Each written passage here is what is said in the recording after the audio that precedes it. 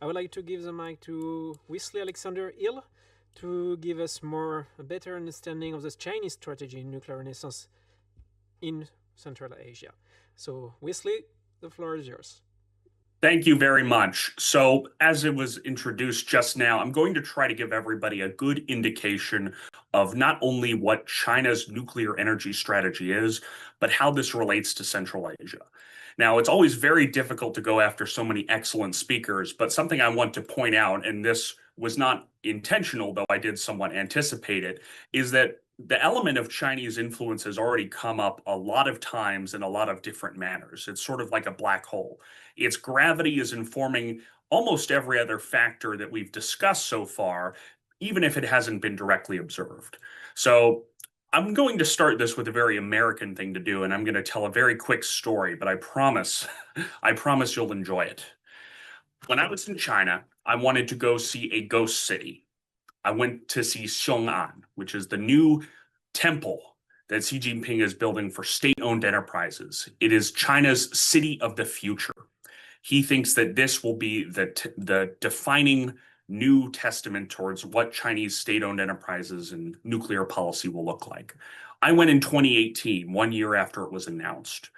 When you drive into Xiong'an, which is now this hub of new Chinese state-owned enterprises, companies, etc., the first thing you see if you're traveling from Beijing is a new nuclear power plant and the major energy company headquarters for Petrochem, Sinopec, and a couple of other major energy companies.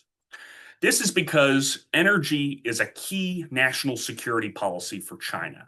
It's not just an economic consideration. It's not just an environmental one, though it is those two. China wants to cut emission increases year over year by 2030, and it wants to be carbon neutral by 2060. And unlike most other countries all over the world, even rich, developed Western ones, China appears to be on track to doing it. Already, the gasification and the nuclearization of previously coal-fired urban power plants and utilities has maybe contributed to the end of year-over-year CO2 emission increases in China. This is something that China takes very seriously. And for China, it's not just a prestige project, but it's also a means of assuming global leadership and changing the macroeconomic orientation of global trade and the tenor of discussions involving anything involving energy. That said, China is, as we're speaking, it's currently lagging a bit in the game of international nuclear geopolitics and geoeconomics. It's actually Russia that dominates a lot of the current civilian nuclear supply chain. And France and the United States have a lot of companies that have been able to leverage institutional memories and a lot of experience that currently still have a huge pull on the market. But it's still China that has the most latent potential. So what we're seeing is that China, even though it's behind in many areas, it is building up such a domestic capacity that we are going to see a slingshot effect of rapidly increasing global reach and relevance that we have not seen in decades. So in December 2024, China made a huge announcement that really underscores this. And when the China Nuclear Energy Association and the China State Council announced that China had reached 100% of domestic production of key nuclear technologies for civilian nuclear power. Now, China obviously has been a nuclear power for decades. It has had the theoretical capability to do all of this on its own, but it wasn't economic. And if you want a point of comparison, the United States is not 100%, does not have 100% domestic production of key nuclear technologies for civilian nuclear power. France does, but not the United States. So it's actually puts China in a league of its own. And then also broke its reliance on Russian enriched uranium, which again, China always had the capabilities to do, but this was an economic question. And as another point of comparison, it took 2 years after the war in Ukraine for the United States to finally stop importing Russian enriched uranium. So it took a very long time for the United States to retool, and roughly the same time, China also did it without the political imperatives that come from the war in Ukraine.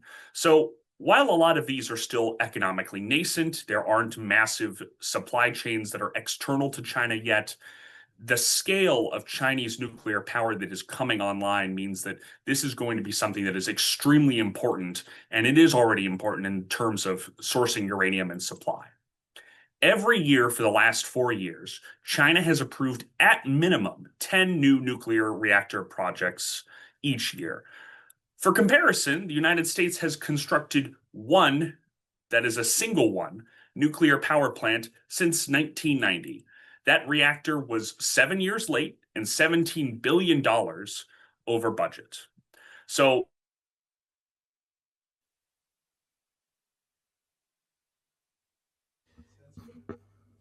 Wesley, we're losing you. We hope it's not censorship. He's back, Casey. You're back. Something's going away. No.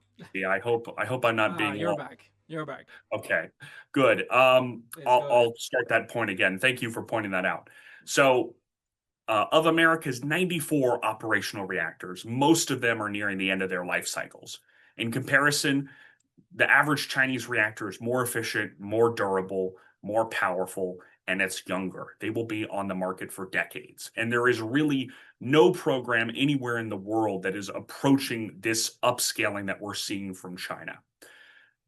So a huge reason for this is just the sheer amount of investment. We don't have exact statistics, but if anything from the State Council, Chinese State Council, or a couple of think tanks working on this, such as the National Bureau of Asian Research, are to be believed, China is spending at minimum hundreds of billions of dollars each year, something between 4 to 5 times the amount of the total Inflation Reduction Act just on nuclear power.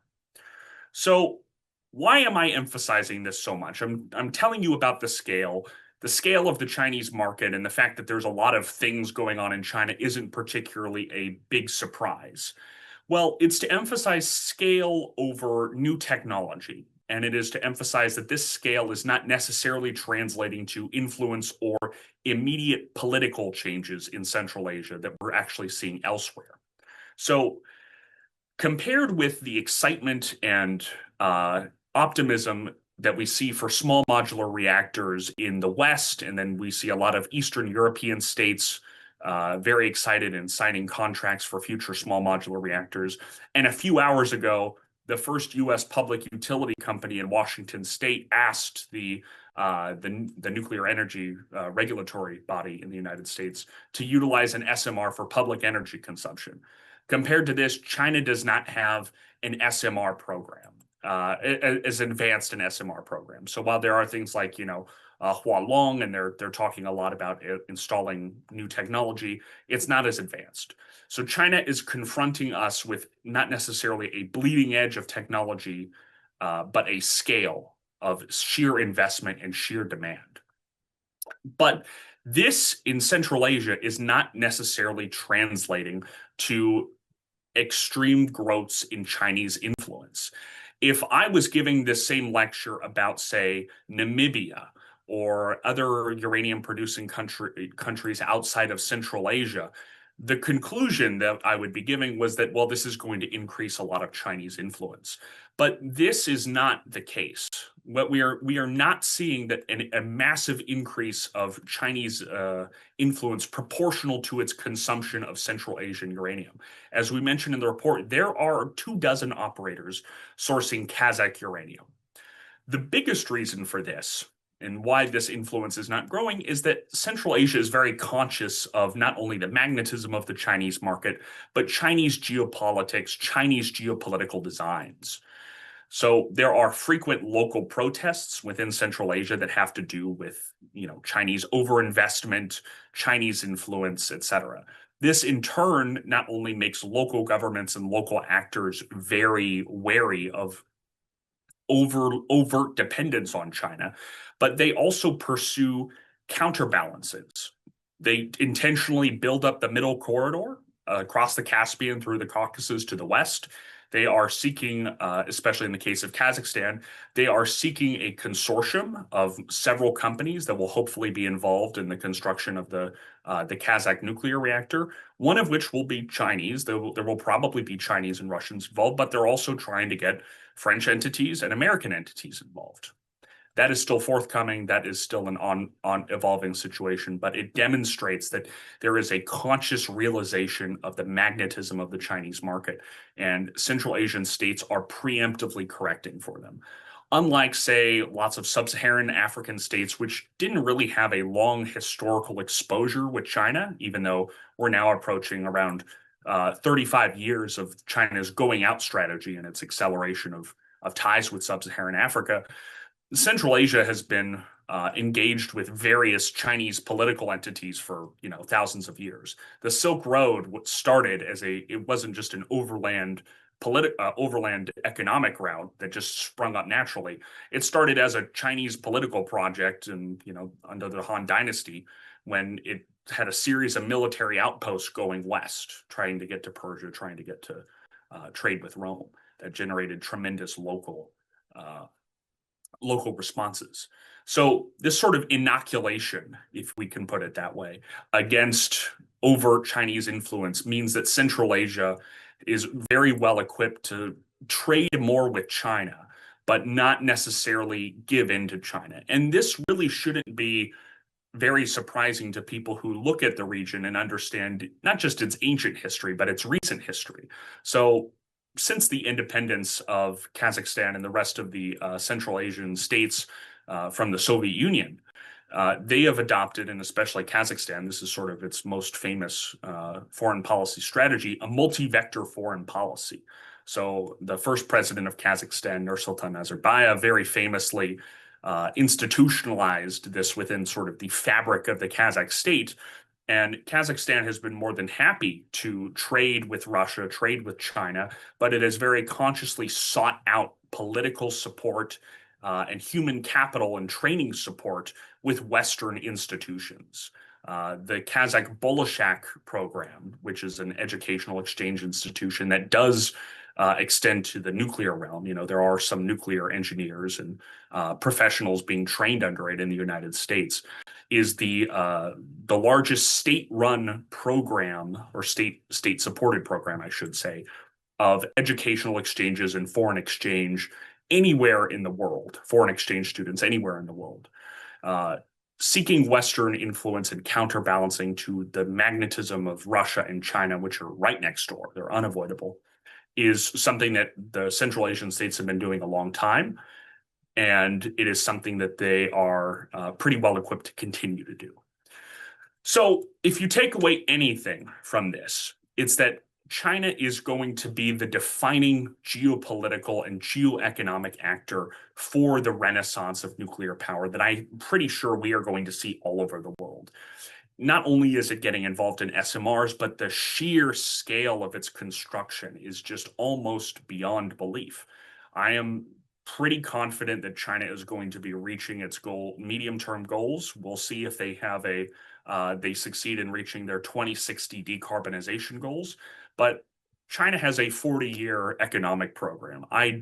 There is no 40-year economic program, to my knowledge, in France, definitely not in the United States, about Central Asia, or about nuclear energy, excuse me. So this power is unavoidable. China is going to be in the driving seat, unless Western policy changes, and I certainly hope it does, for a lot of nuclear energy-related things. However, I would say that for Central Asia, which is going to be the source of so much of this uranium, it is going to be vital for American and European nuclear endeavors going forward. It is actually very well positioned to resist and temper Chinese influence or attempts at Chinese influence. And this is just because it's not a new development. So I would encourage policymakers inside the United States, if you're thinking about uranium supply, if you're watching this at some point, to focus more on domestic expansion of the United States. Don't really worry, and you don't have to be worried about Chinese dominance of at least Central Asian uranium sources. I would be more concerned about, say, Namibia or other emerging producers of uranium in sub-Saharan Africa or Niger, for example. So that's everything I have to say about China and about its influence on nuclear energy renaissance in Central Asia. I thank you all very much for inviting us and partnering with us, and we had a great time writing and reading the report. So for those of you in the audience watching, please read the report. It has a lot more detail and it will answer a lot of your questions, which I'm happy to start doing right now. So thank you again to everybody at UD. Thank you very much, Wesley. So we have, unfortunately, not a lot of time, but still a few minutes to answer questions. So priority online because we have remaining question from the previous panel.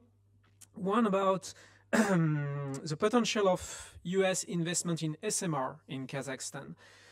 Maybe you, Wesley, you spoke about SMR. Could you give us a few information about the potential of investment of United States in SMR in Central Asia? Sure. So SMRs, to inform the audience, are small modular reactors. The rationale is that rather than having these massive construction programs and a lot of sunk costs up front, you get marginally less efficient but much smaller scale nuclear energy producing reactors. And these will ideally at some point be as easy as, having any reactor or any generator, that you tow behind a truck somewhere. So the rationale for investing in them in Central Asia is that there is a lot of localized uranium production, and there is a lot of energy-rich opportunities, energy-intensive industries, not just the mining of uranium, but say there is a large interest in data centers and AI in Central Asia. There is a huge interest in critical minerals mining. So the critical minerals competition that is adjacent to uranium that China and the United States are currently waging over things like lithium. That's also very energy intensive. So because there is this demand, but it's not the result of industrial concentration, it's not just big cities together, this makes it an economically perfect case for small modular reactors because you have cheap uranium supply and you have very intense but widely dispersed demand for energy, which means it would be very economically efficient. As for what the United States is doing there are a couple of American companies who are exploring this opportunity. I am not aware of any Chinese companies doing the same thing. Again, much of the Chinese expansion right now is domestic, inside and outside of SMRs, but there is tremendous potential there, and it's largely due to the geographic and macroeconomic characteristics we see, especially in Kazakhstan.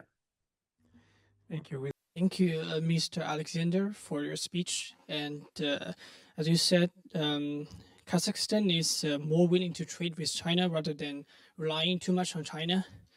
And but China has more latent potential, and you said its reactors are new and more well-rounded. In this way, is there a possibility that China is willing to support Kazakhstan with its latent or newer technologies, together with the techniques and trainings and further supports and even some cheap commitments to persuade Kazakhstan to adapt to its new technology rather than the technology of Europe or the US? Thank you. So I think that there is a very big barrier when it comes with China engaging in foreign capital, or especially human capital exchanges, and that's the Chinese language. I learned Mandarin. It is extremely difficult. It's probably the most intellectually difficult thing I've ever done. I could not imagine the difficulty of first becoming a qualified nuclear scientist and then having to engage, even through a professional translator, with Chinese on that. Now, that's obviously not impossible. It has been done, but there are so many very small impediments that make dealing with China in terms of human capital less desirable than dealing either with the West or with Russia. And that's why an overwhelming majority of human capital exchanges, not just in nuclear science, but throughout the sciences, economics, business, etc., tend to look at Russia and the West rather than China. As for the other part of the question, is China willing to help with technology transfers and things like presumably selling reactor parts? If past indication is any sign, which I certainly think it is, sure. But again, the advantage of what China is doing is not necessarily that it has a brand new cutting edge reactor that isn't seen in the West. There isn't any particular aspect of Chinese civilian nuclear technology that is unknown to the West. It's that it is being produced at such scale and at such speed that it is cheaper and more economic than its Western counterparts. So I am pretty certain not in the short term, because China is emphasizing its domestic energy reorganization, which it has said so in its 2025 energy law that it published at the beginning of the year. But I think in the next 5 to 10 years, we're going to see more and more exports of Chinese civilian nuclear technology and energy technology in general, especially in the renewable sector. So I think it's definitely possible, but I don't think it's imminent. I think this is a medium-term, long-term dynamic that we should keep our eyes on, but it's not as relevant for existing projects or even projects that local governments may be thinking about doing. Thank you. Is it working? Yeah. Thank you, Wesley. Just a quick question. So we know that in the past there used to be tensions within the nuclear industry in China between CNNC and CGN. And it prevented some of the exports of the Chinese nuclear industry. Do you know what is the status of the tensions between the three large companies in the Chinese nuclear industry? And again, thank you. So Chinese politics, especially domestic bureaucratic politics, is opaque by design. So I'll give this answer with the caveat that time may prove me wrong. But the general trend we've seen in recent years in regards to public utilities and state-owned enterprises in general in China is that state-owned enterprises are sort of being folded together under larger umbrella groups. So and this is usually being done not through a new corporate entity, but a new political entity. So in 2023, I believe it was, the Chinese Communist Party created a new, also associated with the Xiong'an district, which I did not plan for this to be relevant. It created a new coordinating committee for nuclear energy exports. So my impression is that this coordinating committee has taken a lot of the decision-making power out of the state-owned enterprises for export control purposes. And this is sort of making it theoretically easier in the future for there to be more exports of these kind of things.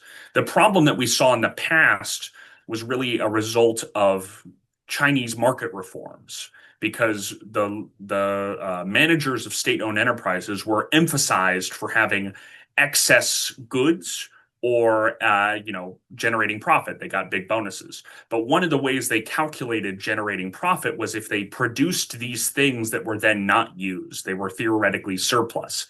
Even if there would theoretically be more profit made if you produced something and then rather than having it sit in a warehouse, you actually exported it. So that was a problem for a while with the nuclear industry. It seems like the coordinating committee has cut back on that a bit, but this is also a fairly new institutional body. And because a lot of the focus of China's nuclear energy strategy, again, is domestic, it is very focused on the supporting other domestic energy initiatives. We're not going to see whether these tensions have been resolved one way or another decisively for probably 5 to 10 years. Thank you, Wesley. One ultimate question with a very, very quick answer. Given the fact that Kazakhstan nuclear power plant is to be built on the shores of water stress lake Balkhash, what will be actually the environmental benefit of it, considering water withdrawal from the Ili River, which I believe is the river fueling the lake? Very quick answer, if anyone can answer. Yes, I can answer. Of course, proposed construction of this power plant on the shores of Balkhash Lake, it presents a complex environmental dilemma. And as you know, Lake Balkhash is one of Asia's largest lakes, and on the one hand, this power plant aims to reduce Kazakhstan carbon footprint, but on the other hand, there is a risk of ecological degradation of Lake Balkhash, and to mitigate these risks, our government needs a comprehensive environmental assessments and water management agreements with China also. So it's a complex dilemma, of course. To very briefly follow that up, I promise this will be a quick answer. We actually very recently did a whole report on this. You can read it on our website, iticnet.org, or you can see it at the Klingendale, Klingendael Institute's website from the Netherlands, because we collaborated with a Dutch institute about water issues in Central Asia, because who knows water better than the Dutch? So thank you. I'm obligated to self-promote for that.